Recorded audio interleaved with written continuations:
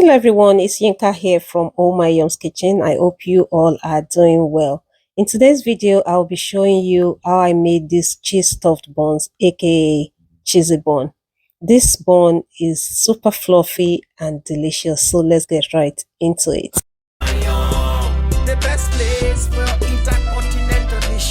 For this recipe, you're going to be needing some cheese, some all-purpose flour, eggs, salt, unsalted butter, sugar, yeast, and some warm water.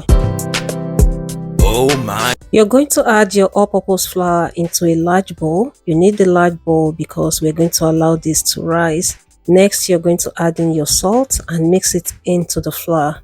I like adding my salt into the flour and mixing it together because salt and yeast don't do well together. Your salt can kill the yeast, so I always like that to go in first. Next, I added my sugar. Sugar and yeast are friends, so I went in with my yeast as well, mixed everything together. Next, I came in with my butter and I began to break it into the flour until it is well combined. Thank you so much for watching my video. If you are not already subscribed to my channel, please do well to hit the subscribe button and also put on the notification bell. I'll also be leaving the full list of ingredients and measurements in the description box below. For your intercontinental dishes, why not try Oh My Yum? The best place for intercontinental dishes. Oh My Yum. Why not try some good drinks and snacks with Oh My Yum? Next, you're going to be adding your eggs into the flour mixture and then you're going to mix it together like so. After mixing the egg in a little bit, I came in with my warm water and then I added that into the flour and I mixed it together with my spatula. You can do this by hand or you can make use of your food processor. If you've watched up to this point, thank you so much for staying with me. I do really appreciate you. Do not forget to hit the subscribe button and put on the notification bell so that you get notified when next I upload a new video. Next, I tipped the dough onto the mat and I began to knead it. You can totally do this on your worktop or whatever work surface that you have. Oh My Yum. The best of recipes. Try Oh My Yum. Oh My Yum. Why not follow Oh My Yum? See, I don't know why. Next, I did the window pane test. This is when you stretch your dough like this, and when your dough is not breaking apart easily again, then your dough is ready. You're going to place your dough back into a bowl. This time I'm making use of the same bowl where I mixed my dough and I've oiled that lightly to avoid sticking. Next, you're going to cover your dough with a cling film and a tea towel or just something, to keep the heat in. Then you're going to place the dough in the warmest part of your kitchen to allow that to rise. And this would always depend on the temperature of your kitchen and maybe where you live generally. Mine took about an hour to proof. And while waiting for it to proof, I began to cut my cheese into big blocks like this. You want to make use of any type of cheese that you like, but I think our cheese are much more better.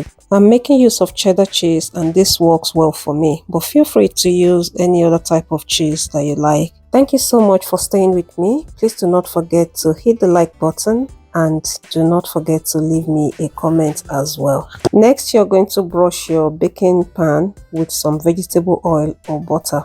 After allowing my dough to proof for about an hour, this is what it looks like. And bear in mind, this could be quicker if you live in a warm country. I also went ahead to do the finger test on my dough.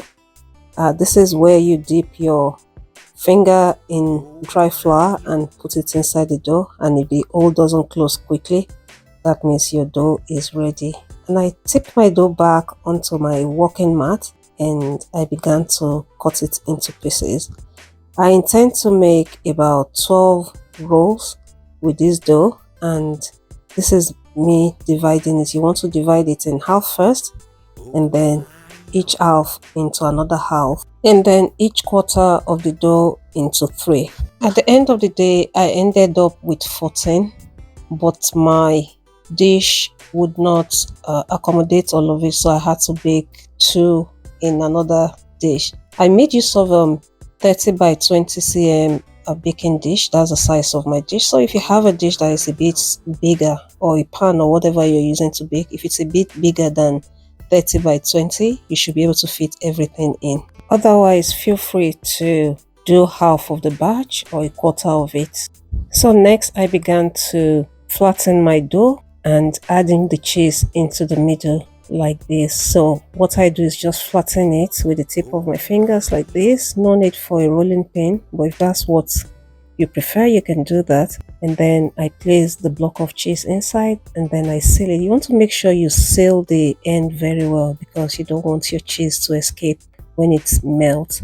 And then you mold it in your pan like this and place it in the baking pan. You want to continue molding and shaping your dough until all your dough balls are formed, or when your pan is full like mine.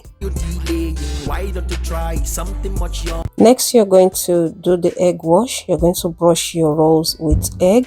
This step is important if you want the glossy finish to your dough. Next, I sprinkled some all-purpose flour for some extra aesthetics. This is totally optional. I covered the dough again and allowed it to rest for about 10 minutes. After 10 minutes, I placed it in my preheated oven. I'd already preheated my oven to 190 degrees. I baked my rolls for about 20 minutes. You want to keep an eye because every oven works differently. Between 15 to 20 minutes, your rolls will be ready, and this is what we have. Thank you so much for watching till the end. Do not forget to hit the like button and subscribe button if you haven't already done so. And I'll see you in the next one. Bye-bye. The best place for